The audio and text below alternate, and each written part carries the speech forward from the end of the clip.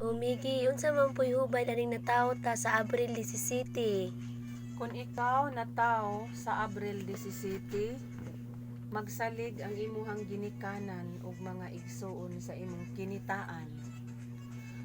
Ug nangandoy ka nga makahuman sa imuhang pagtuon. Kay aron makapaeskwela ka sa imong mga igsuon. Ug pilian sad ka, dili ka dalo.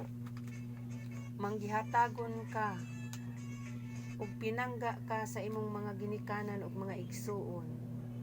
Ug nagplano ka nga manarbaho sa gawas sa nasod aron makahatag ka og kaharuhay sa imong pamilya.